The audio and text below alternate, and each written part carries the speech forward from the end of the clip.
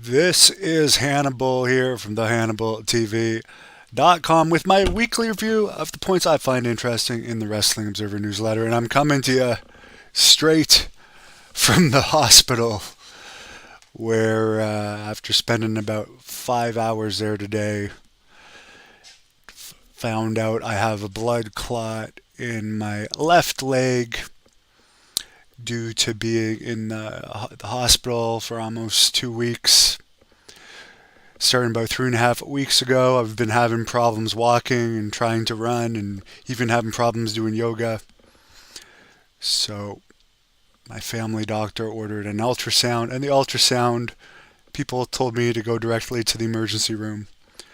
So they got me on some temporary blood thinners, and I guess I'll see a specialist tomorrow and find out if hopefully it can be resolved by blood thinners and not have to be surgically removed. It's from about mid-thigh to the bottom of my calf, so pretty serious stuff. But things are good. I'm alive. By the way, Great North Wrestling returns to Renfrew November 4th. Jack Kilby announced today Rene Dupree is going to be Magnum McLaren's first opponent as Canadian champion. Rene Dupree is, of course, a former Canadian champion himself. That should be a pretty darn good event. Super Crazy, who was supposed to be on the September 2nd version of that event that got delayed due to my health issues till November 4th, he was replaced by Rene Dupree, but Crazy will be in Great North Wrestling in 2024, where we have a big schedule planned. But let's jump right into the news here. WWE announced their second quarter financial results August 2nd, which was their highest earning quarter of all time, $52,114,000 in profit. They're making huge money. This is a little deceiving though. They're claiming they had their highest attended live events. Meltzer even points out 98 to 2,000. They averaged 12,000 per event, and they were doing a lot more events. They had apparently 41 live events this quarter in North America and 10 live events outside of North America, so hardly the 7-day schedule of 3 crews every night of the 80s. But they averaged 9,870. I'm not sure if that includes comps or not. That's a great number. Not taking away from that number. I'm just saying there's a lot less house shows and a lot less shows. So, while the average from the 80s might be lower than that, there was A, B, and C shows in the 80s pretty much every night. But there's no doubt they're making more money now than ever. And it's easier to be a wrestler now than ever. Because in the 80s, a lot of the times, like Raymond Rougeau, for instance, even when he had a broken leg, they still expected him to go on the road and stand in the corner of Jacques Rougeau. Now, if you get injured, they never expect that. And you're only working 1 or 2 times a week. So it's a real easy schedule and you make a lot more money. So good for the progress there. Apparently for the last quarter, Raw averaged a 0.57. SummerSlam has sold 43,500 tickets, with 48,173 tickets out. They are claiming that a sellout would be 60,000. Nick Khan is claiming that. Meltzer brings up that when they had WrestleMania at that same venue in 2007, they announced 80,103, and the actual number was 74,687. So basically, whatever they have, they're going to call it a sellout and just curtain off what's not sold. It's going to be a good number no matter what, but what they do, they call anything a sellout now. They'll just say it's a sellout for the setup. Apparently the Becky Lynch versus Trish Stratus SummerSlam match was canceled. I'm not a big Becky Lynch fan, but I feel bad for Trish Stratus for that, because she must have been pretty excited to be part of a big show. I mean, she was in WrestleMania, which was I did watch WrestleMania Night 1, and that was one of the not top matches of WrestleMania Night 1, so I can understand why they would scrap it from SummerSlam. I don't know if it's official or not yet, but supposedly the Rhea Ripley SummerSlam match might also be scrapped if it hasn't been scrapped. Vince McMahon, 78, had a very serious spinal, more than 4-hour operation. Nobody knew until a few days after. He hasn't even been working remotely this week. He's recovering.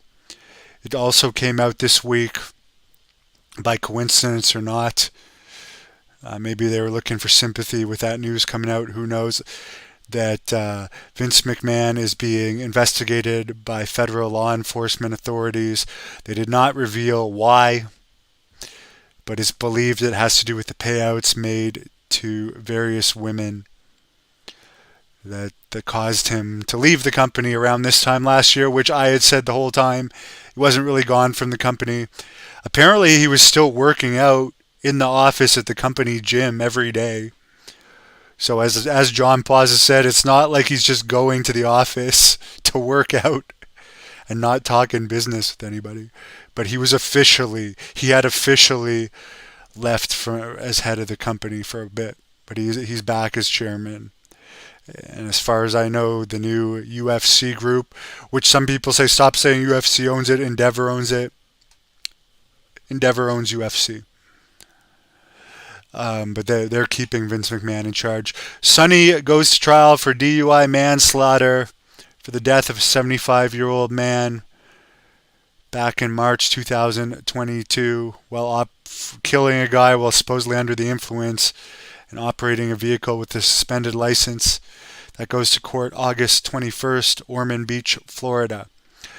WWE is coming back to India. They're going to be running... I'm sorry. I know I have a lot of Indian fans.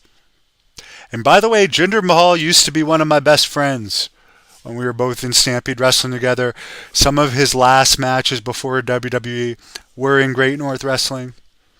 His most famous GNW match was against Psycho Sid.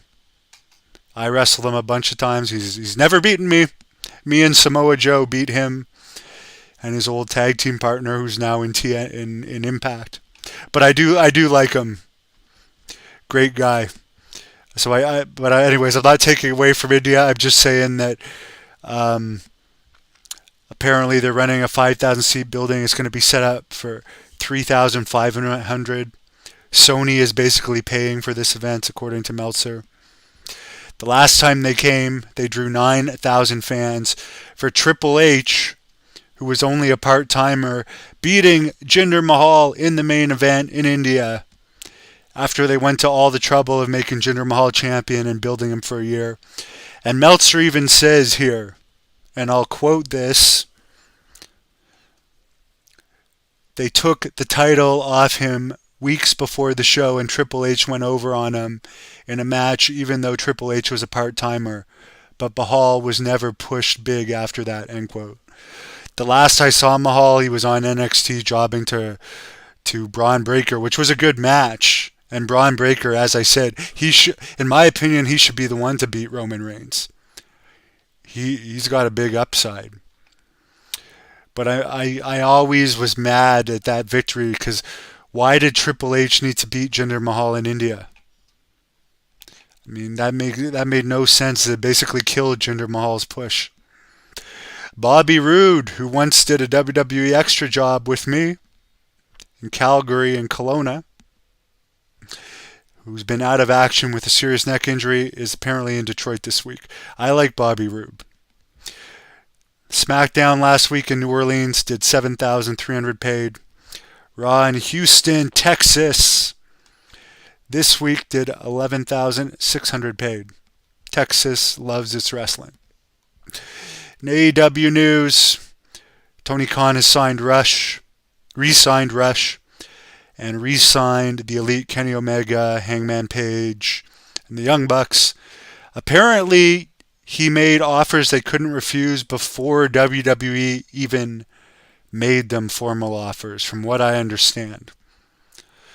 Omega's contract could have possibly been over. I think it was over, and WWE was most interested in Omega apparently.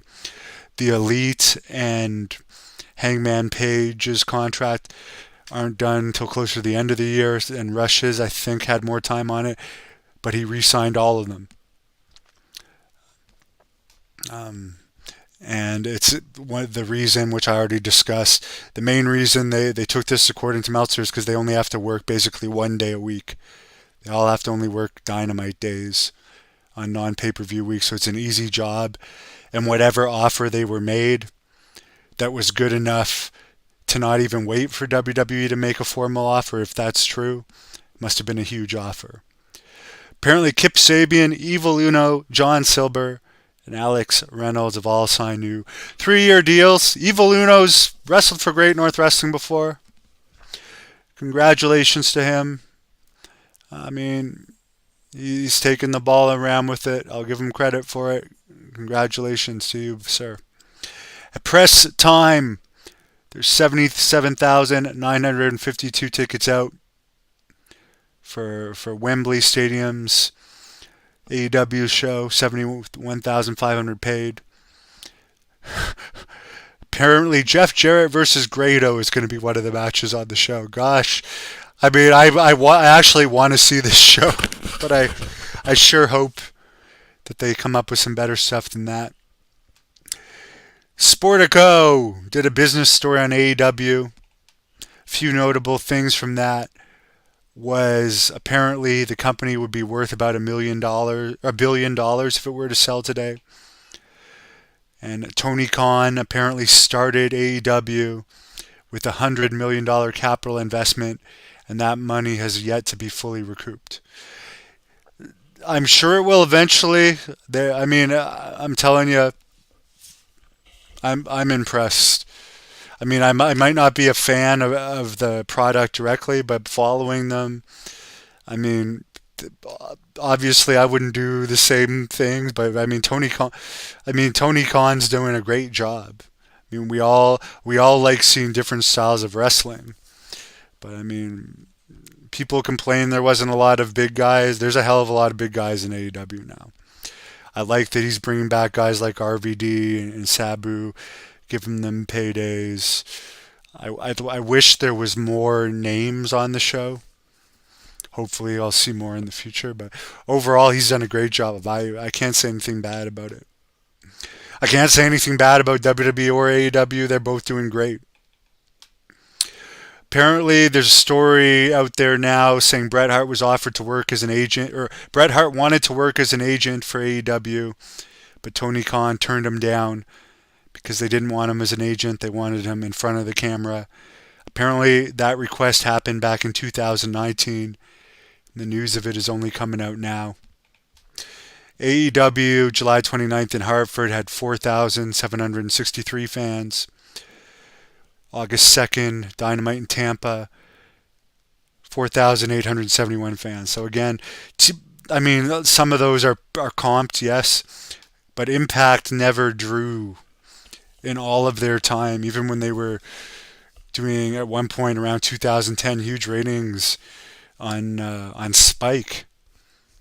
They were never like, maybe their best pay-per-view number may have been 4,000 fans at their very peak.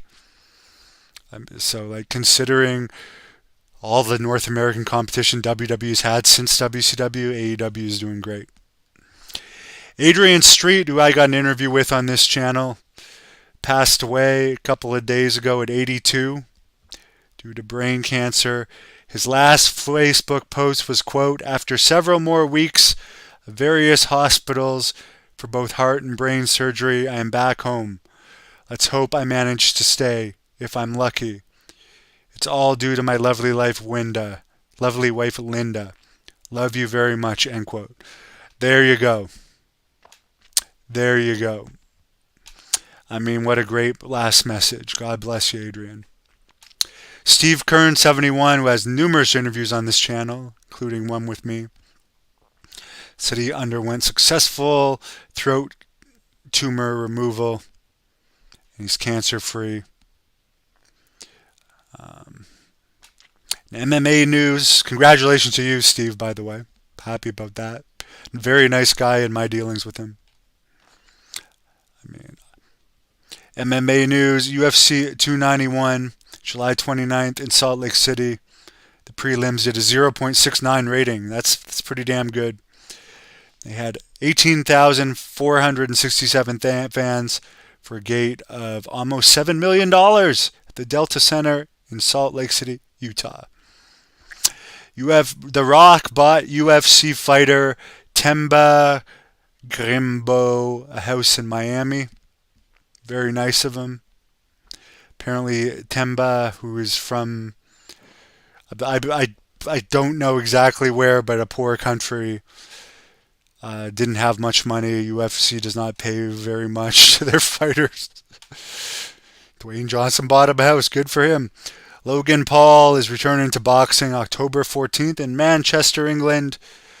His opponent is yet to be announced. John Cena, who I got a lot of respect for, was in the #1 movie this week, the Barbie movie, as well as the #1 streaming movie, Hidden Strike, in which he starred with Jackie Chan. I will watch that and review it. I want to see that. By the way, Billy Jack Haynes has been in touch with me quite a bit lately, and he's doing all right. Still, the conspiracy theory stuff is not a gimmick, guys. It's full of conspiracy theories. How's my Friday going, Jason? I spent a good chunk of it in the hospital. I'm hoping that my Saturday, when I have to go back, goes a bit better. But they found I had a blood clot, a very large blood clot in my leg. So I'm rather than find that than me be out running or trying to run and have the blood clot come loose, have a heart attack or stroke. That's how Chris Crandito died, flying with a blood clot. So I'm glad they found it. I'm a very lucky and blessed person. Very, very lucky. I thank God for the blessings. Whatever I've been put on this earth to do. It's not my time. So just keep plowing forward. As I pointed out at the start of this, November 4th, there's a big event coming up in Renfrew, Ontario. I'm going to be back in fighting shape for that event, but one of the issues is I got to get rid of this first, which I knew I had a leg issue, but I didn't know what the hell it was till today. No Gimmicks Guy tomorrow at 10 a.m. A new episode of the Old School Shooters with Bulletproof Blake Troop. And I know Ahmed Johnson is supposed to appear, I think, next week on the podcast, on one of the podcasts. I think Jeremy Prophet, for whatever reason, is going to be interviewing Ahmed Johnson on this channel. And Jamie Dundee is going to be doing an interview with Jack Kilby. I was supposed to interview Greg Valentine yesterday, but he backed out of the gathering for some reason.